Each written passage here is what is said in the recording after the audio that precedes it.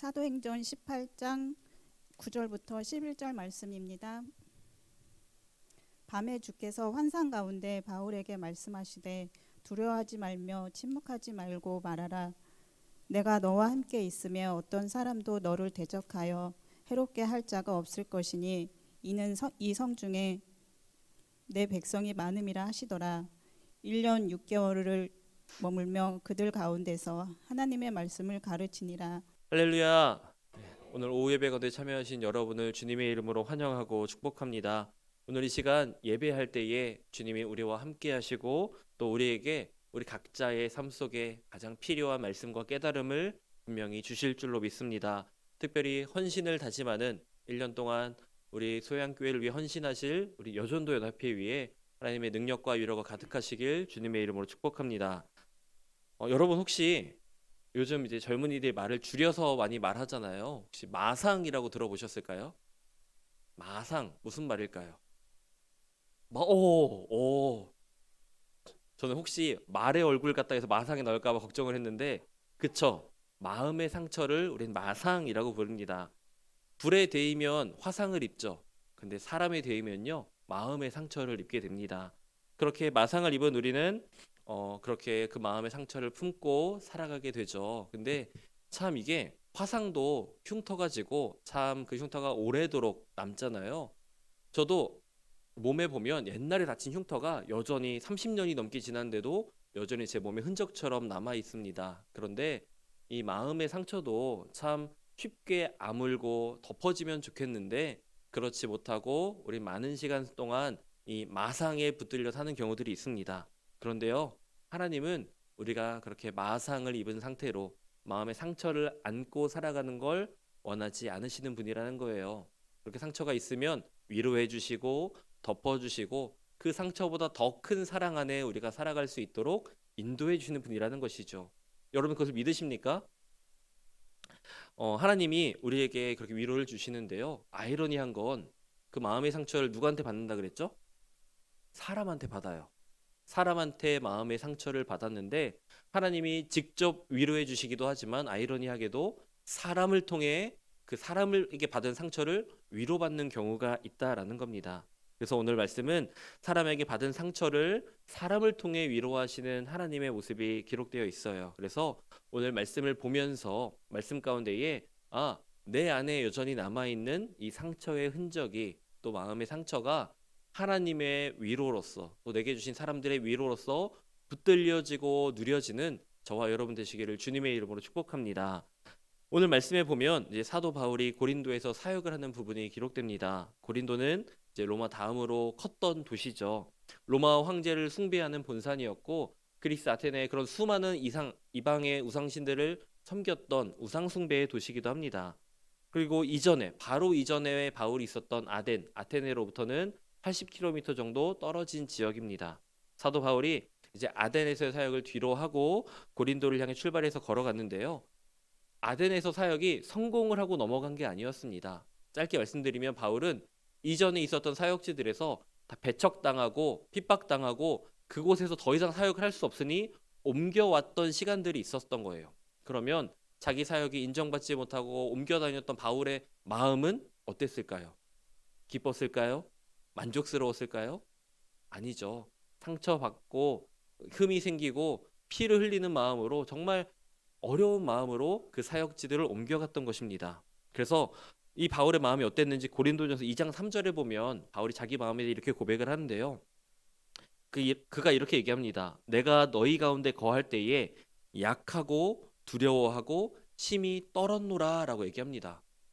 저는 사실 바울이 항상 믿음의 사람이고 감옥에서도 찬양했던 사람이기 때문에 이런 모습은 없으리라 생각을 했던 때도 있습니다. 그런데 말씀을 깊이 들여다보니까 그가 그 사역이 인정받지 못하고 가는 곳마다 배척당할 때에 그는 두려워하고 심히 떨었다라고 얘기하죠.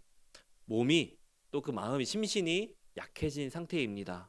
두려워하고 떨리고 마음이 멍이 들었어요. 왜 이렇게 되었을까?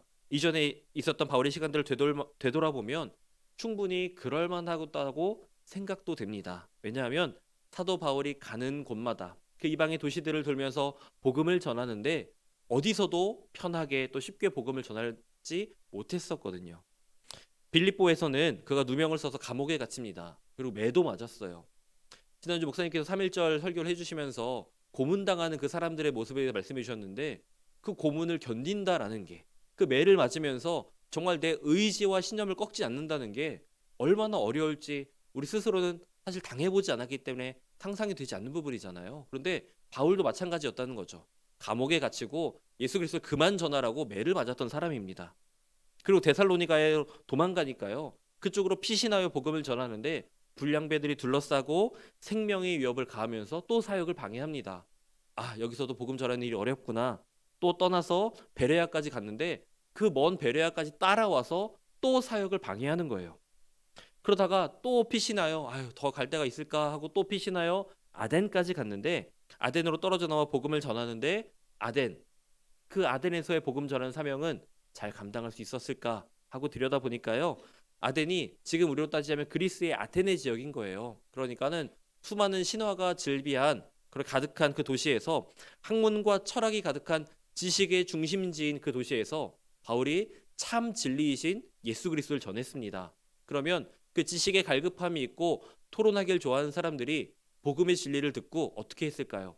복음의 진리를 받아들이고 이것이 참 진리구나, 바울 당신에게 좋은 가르침을 받았습니다 하고 믿음의 길을 걸어갔을까요? 아니면 자신이 가진 학문과 지식들을 가지고 바울이 전하는 복음에 딴지 걸고 토론했을까요?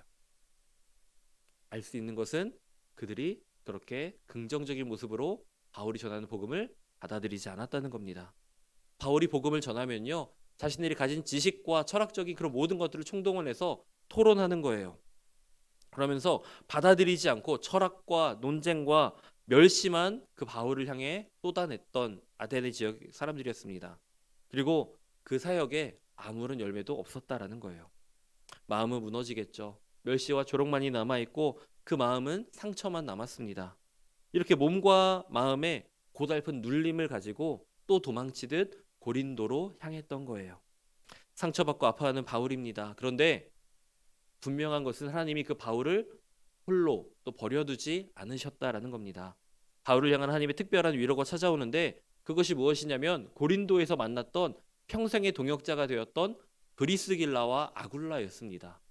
하나님이 사람에게 상처받은 바울을 사람을 통해 위로하시는 것이 이제 시작되는 것이죠. 그곳에서 그들을 만나고 그들을 통해 위로받게 하셨습니다.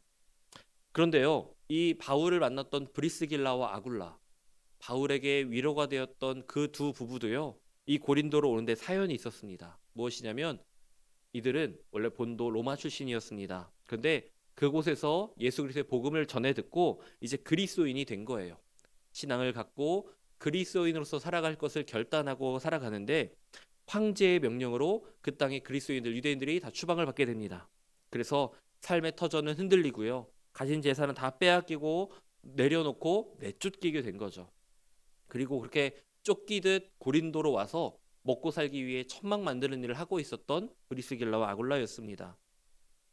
그렇게 하루하루를 살아가는데 그곳 가운데 복음을 전하기 위해 피시나드 쫓겨온 바울을 만나서 함께 시간을 보내게 된 거죠. 매일같이 천막을 만들면서 같이 이런저런 이야기도 하고, 그러다 보니 서로가 그리스도인인 것을 깨닫고 그 복음의 이야기를 했을 것입니다. 그래서 상처받은 두 부부는 오히려 바울을 만나고 뜻밖의 축복된 삶을 살아가기 시작합니다. 무엇이냐면 바울을 통해 복음을 듣게 되는 거죠. 예수 그리스도 복음이 가득 찬 그 바울이 복음을 그들과 함께 나눴던 것입니다. 그리고 바울의 복음 전도 사역에 함께 동역하는 삶을 살아가게 됩니다. 말씀으로 양육받고 전하는 일에 누구보다 앞장섰던 브리스길라와 아굴라가 되었습니다. 그렇게 하루하루 시간을 보내니까요, 예수님을 알아가는 신앙의 깊이는 더욱 깊어졌겠죠. 바울과의 관계가 깊어지는 만큼 예수님과의 관계도 더욱 깊어졌을 것입니다. 그리고 그들은 주의 사역에 더욱 헌신하는 충성된 종으로 세움받게 되는 거죠. 심지어 나중에는 바울을 대신해서 자기 생명을 내어주기까지 할 만큼 큰 동역자로 세워지는 브리스길라와 아굴라 부부입니다. 근데 아까 말씀드린 것처럼 이 부부는요, 로마에서 처음 올 때 엄청 축복받으면서 엄청 큰 목적을 가지고 온 게 아니었습니다. 그들은 상처받고 고린도로 온 거였어요. 가진 모든 것들을 빼앗기고 삶의 터전이 무너지고 아무것도 할 수 없는 처지에 고린도로 왔던 것이죠. 상처와 아픔, 사람의 생각과 판단, 형편으로만 보면 실패한 인생처럼 보입니다. 쉽게 말하면 내가 하고 있던 사업이 다 망가진 거예요. 내가 가진 유일한 재산이었던 아파트도 다 팔고 빼앗기고 저 먼 도시로 쫓겨온 겁니다. 아무것도 없는 그곳에서 어떤 희망을 품을 수 있었을까? 한순간에 나락으로 떨어져 버린 내 인생에 무슨 큰 변화와 기대가 있을까? 근데 그들의 인생에 하나님의 눈으로 바라보면요, 바울을 만나게 되고 바울도 그들을 만나게 되면서 그들 안에 하나님의 위로를 경험하는 은혜의 장소가 이 고린도가 되었던 것입니다. 서로가 서로를 통해서 하나님을 바라보고 하나님의 위로를 경험하는 하나님의 역사가 그들 가운데 있었던 것이죠. 바라기로 저와 여러분이 속한 우리 소양교회가 그런 영적인 고린도가 되었으면 좋겠습니다. 여러분의 삶에 어떤 문제가 있는지 모르겠습니다. 어떤 어려움이 있는지 저는 다 헤아리지 못합니다. 그러나 그 문제들을 안고 나온 이 소양교회 예배의 자리에서 우리 함께 모이는 소그룹 공동체 구역예배 모든 자리에서 함께 서로의 아픔을 나누고 기도할 때에 서로를 통해 위로하시는 하나님을 바라볼 수 있으셨으면 좋겠습니다. 그리고 서로의 모습 가운데 담겨있는 하나님의 사랑을 온전히 누리셨으면 좋겠어요. 사랑하는 성도들이 교회에 나와서 예배하고 아픔에 대해서 얘기합니다. 아픔, 상처, 고민 서로 나눌 때 당신이 힘들든 말든 난 상관없어. 이건 정말 온전한 그리스도의 모습이 아니겠죠. 상처에 공감하고 아픔에 공감하고 위로하고 위로받으면서 하나님의 일을 위해 다시 한번 힘을 내도록 세워져 가야 하지 않을까요?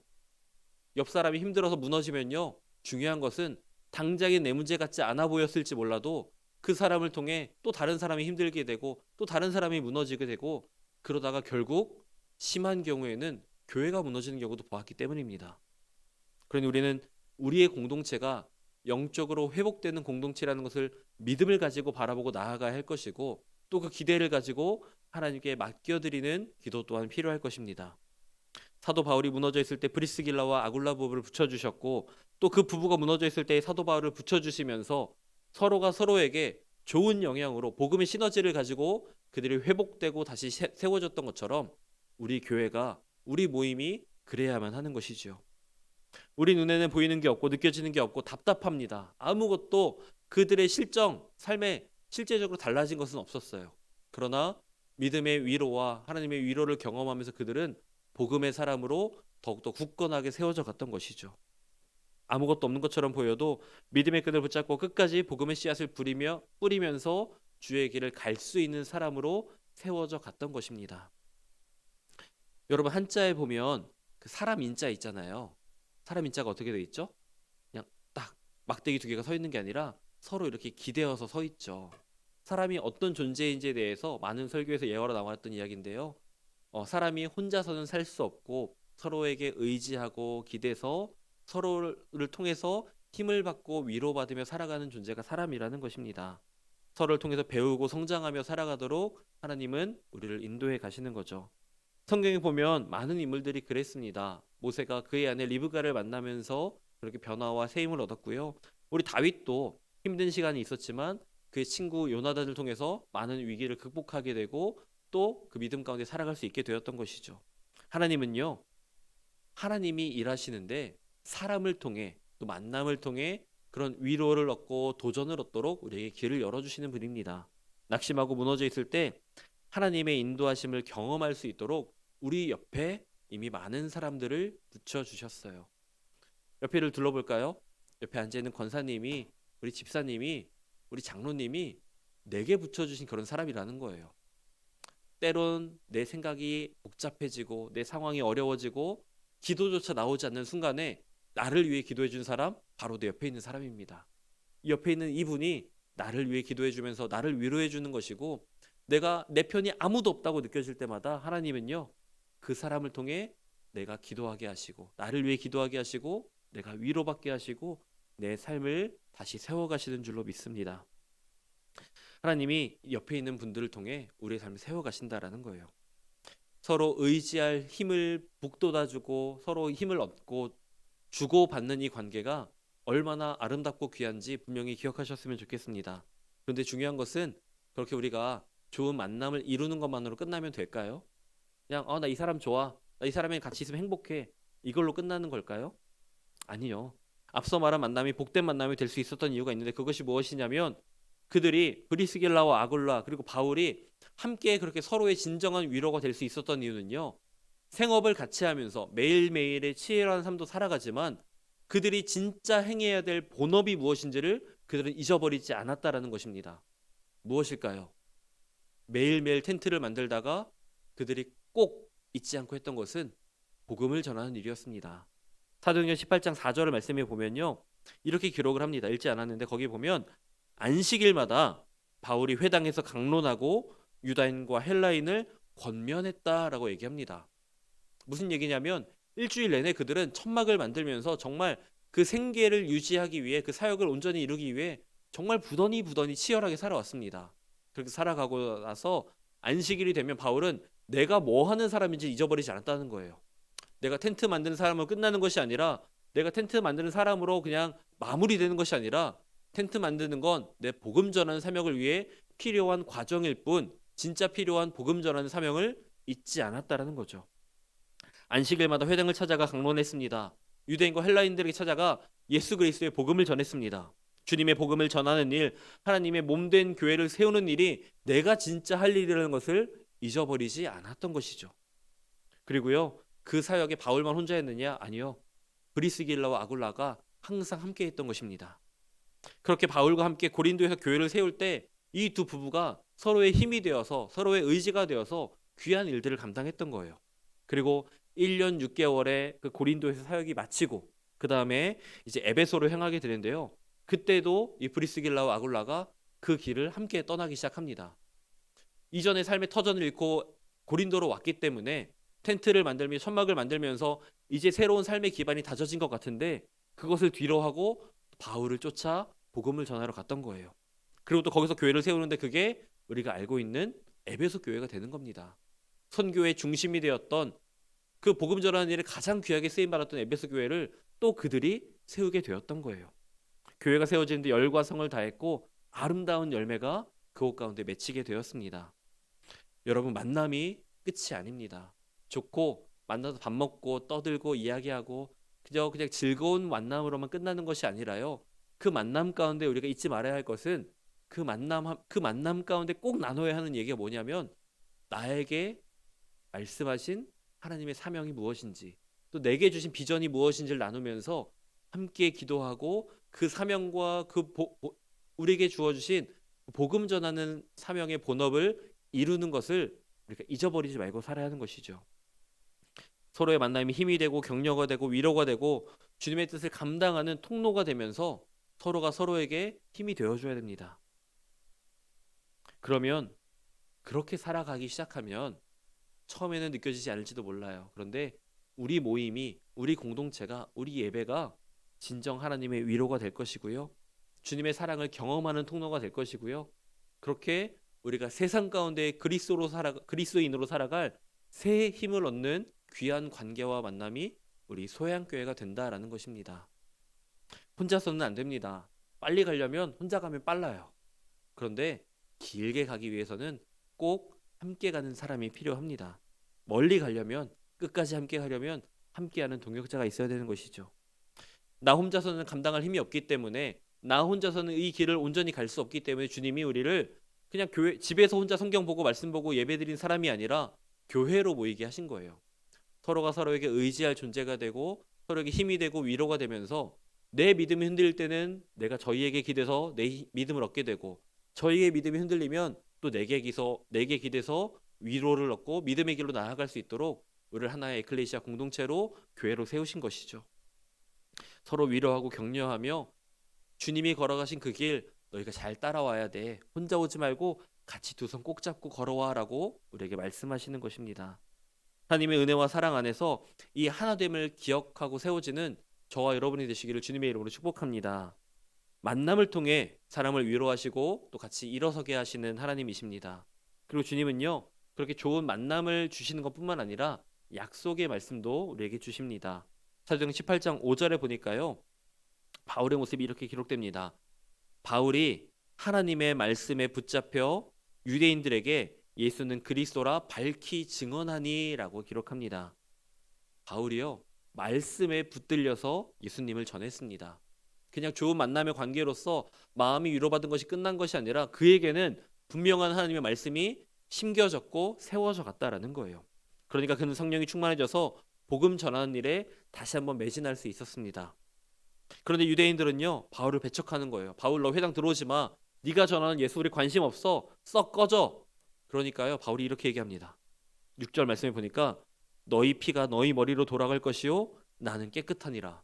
무슨 말이냐면 나는 내게 주신 사명에 따라 너희에게 복음을 전했다.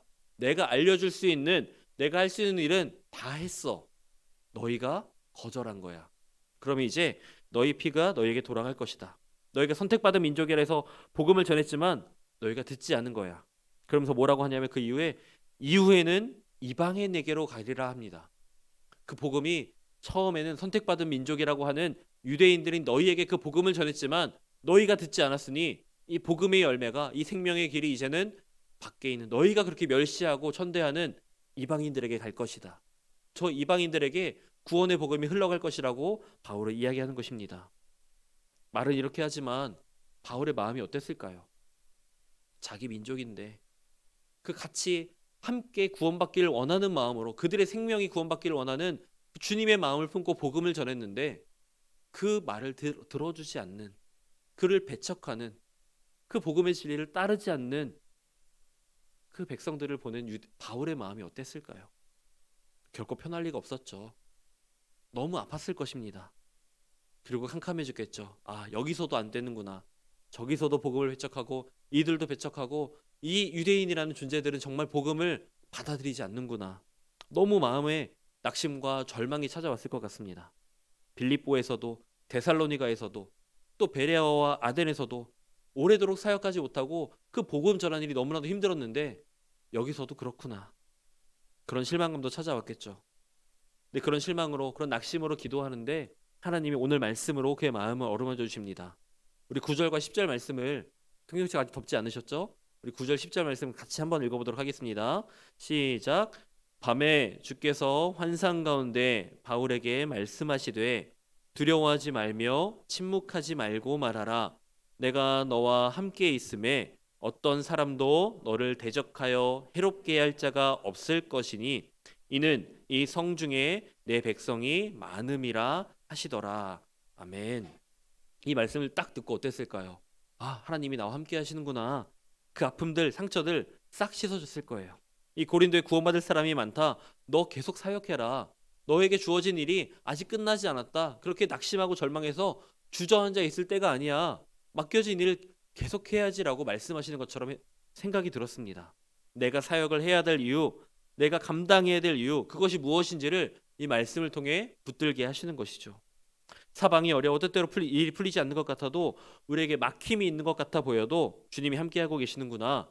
이게 붙들려지면 두려워할 이유가 없는 것입니다. 더 이상 내가 무슨 일을 함에 있어서 이 복음 전하는 사명의 일을 감당함에 있어서 내가 주저할 이유가 없는 것이죠. 그래서 상황은 어렵지만 계속 사역에 방해를 받고 어려운 시간들이 계속되었지만 이 말씀이 들려오니 고린도에 더 머물면서 1년 6개월을 채우면서 그가 계속해서 사역을 할 수 있었던 것입니다. 혹시 여러분의 지금 처지와 형편이 어려우십니까?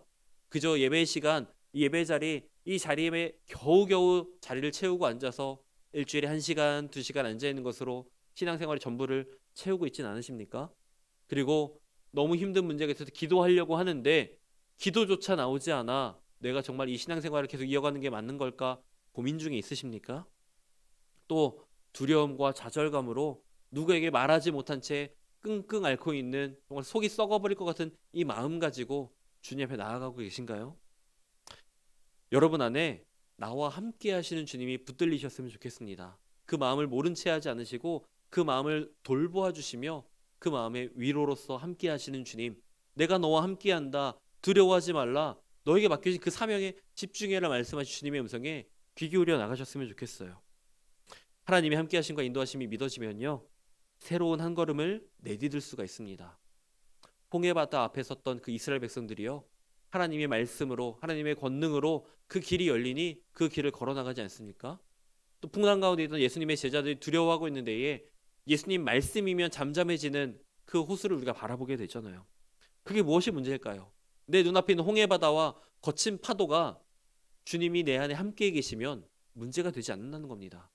문제처럼 보이지만 내가 하나님 믿고 의지하면, 신뢰하면 하나님의 방법으로 길을 열어주시고 정말 길이 없다고 생각했던 그 홍해바다가 갈라진 것처럼 우리가 걸어갈 방향을, 길을 주님이 알려주실 것이기 때문입니다. 하나님의 인도하심이 깨달아지면요, 막막하고 답답했던 현실에 불평하는 것이 아니라 새로운 한 걸음을 주님과 함께 내디딜 수가 있는 것입니다. 그것이 오늘 이 시간 저와 여러분에게 주시는 하나님의 위로라는 거예요. 더 이상 이 사역을 진행할 수가 없을 때, 더 이 공동체와 함께하는 것이 어렵다 여겨질 때, 아니야, 그 문제를 넘어서 내가 너와 함께하고 있어, 그것을 붙잡게 하시는 주님을 꼭 바라보셨으면 좋겠어요. 이제 구역 예배가 개강하고 대신방의 일정을 정하고 하면서 여러 구역과 또 저희 교구뿐만 아니라 많은 구역의 이야기를 듣게 됩니다. 그런데 꼭 우리 구역 식구들이, 모든 여러분의 구역이 다 그런 건 아니에요. 근데 좋은 일만 있는 건 아니잖아요. 나와 맞지 않는 사람도 있고 그 맞지 않는 사람 때문에 힘들고 어려운 시간을 보내는 경우도 있습니다. 그럼 저한테 요청하는 게 뭐냐면, 목사님 구역 바꿔주세요 라는 거예요. 혹시 여러분 그런 요청 해보셨어요? 네, 여기 앉아 계신 분들은 안 계신 것 같은데, 근데 그런 요청이 들어오면 너무 마음이 아파요. 사실 그 안에도 하나님의 위로가 있고 하나님 분명 이 구역으로 붙여주신 이유가 있을 건데 무엇이 이분을 이렇게 힘들게 할까? 이분이 정말 이 구역을 옮기면서까지 옮겨야 된다고 생각하고 결정할 만큼 큰 어려움이 있으셨던 걸까? 그걸 난 지금까지 몰랐구나라는 생각에 또 기도하는 마음으로 붙잡고 또 생각하고 대화하다가 끝내는 또 이렇게 권면하죠. 목사님 1년만 더 계셔보세요. 집사님 1년 더 있으면서 그런 힘든 마음이 아니라 하나님이 주시는 마음을 품어보면 어떨까요? 라고 사실은 처음에 먼저 권면을 합니다. 그리고 안 되겠다 싶으면 옮겨드리기도 하죠. 그런데 우리 안에 하나님이 하실 것에 대한 기대가 있었으면 좋겠어요. 사람의 일과 방법으로 쉽게 옮기고 피할 수는 있죠. 근데 시간이 지나 보면 꼭 그게 정답은 아니었구나라는 것을 보게 되기 때문에 한 번 더 재고하고 하나님이 일하실 것을 한번 지켜봤으면 좋겠다라고 부탁을 드리는 편입니다. 여러분, 여러분이 속한 우리 소양교회는 어떤 교회입니까? 하나님의 위로가 느껴지시는 교회입니까? 아니면 저 세상과 별 다를 바 없이 나를 옥죄어오고 핍박하는 그런 목소리와 태도들에 둘러싸여 있는 교회입니까? 어떠신 것 같으세요? 우리 소양교회는 쉽게 말하면 우리 소양교회에서 위로 받으십니까? 위로를 못 받으십니까? 이러면 안 되는데. 네. 이 자신 없는 대답이 우리 함께하는 구역 예배와 우리 전도의 모든 모임 가운데에서 다음에 꼭 여쭤볼 거예요. 다음에 여쭤볼 때에 여러분 우리 소양교회에서 하나님의 위로를 경험하십니까? 할 때에 정말 이 본당이 떠나가라 아멘 하고 외칠 수 있는 저와 여러분이 되었으면 좋겠습니다. 왜냐하면 하나님이 우리 삶을 그렇게 인도하실 것이고 지금 이 순간에도 우리는 바라보지 못할지라도 그렇게 일하고 계시기 때문입니다. 말씀과 기도를 통해, 성령을 통해 우리의 삶의 결이 주님의 뜻과 계획과 다를지라도 주님께 내 삶을 맡겨드릴 수 있었으면 좋겠습니다. 우린 인정해야 돼요. 따라해 볼까요? 내 생각과 주님의 생각이 다를 수 있습니다. 내가 원하는 것과 주님의 계획이 다를 수 있습니다. 이거를 기억하셔야 돼요. 이걸 기억하시면 나와 맞지 않는 사람도, 나를 불편하게 하는 그 사람도 여러분 품어낼 수 있는 줄로 믿습니다. 나를 우리 소양교회에 부르신 이유가 있는 것처럼 그 사람을 나와 함께하게 하신 이유가 있는 거예요. 구역에서 싸우지 마세요. 사랑하고 위로하고 서로 힘을 주고 격려하고 격려받으면서 그렇게 이 주님의 길을 함께 걸어갔으면 좋겠습니다. 그것이 주님이 우리에게 예비하신 놀라운 사랑의 방법이고 위로의 방법이기 때문입니다. 그렇게 서로를 통해서 주님의 마음을 알아가셨으면 좋겠어요. 서로를 통해 주님의 위로를 경험하길 원합니다. 또 서로를 통해 하나님의 역사하심을 바라보는 거예요. 그래서 주님이 주신 새 힘을 얻어서 우리에게 맡겨주신 진짜 우리가 해야 될 일, 예수님의 복음을 전하고 그 사랑을 나누고 하나님의 나라를 세워가는 일 가운데에 귀하게 쓰임받는 저와 여러분, 우리 소양의 모든 성도 여러분 되시기를 주님의 이름으로 축복합니다. 기도하겠습니다.